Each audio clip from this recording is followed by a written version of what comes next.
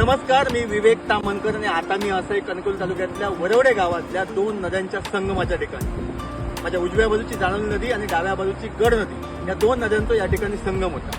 जो संगम कोकणी माणसाच्या मनाच्या भावविश्वाचा एक प्रतीक आहे. कारण गणेश चतुर्थी 2 दिवसावर असा आणि कोकणी माणूस गणपतीच्या आगमनामध्ये गुंतलेलो असा. गणपती म्हणजे शेती आणि शेती ज्या मातीत उगवतात त्या मातीची पूजा, हे लक्षात घ्या. कारण कोकणी माणसाच्या मनात मातीचा आणि कोकणी माणसाचा नाता या दोन नद्यांच्या संगमासारख्या.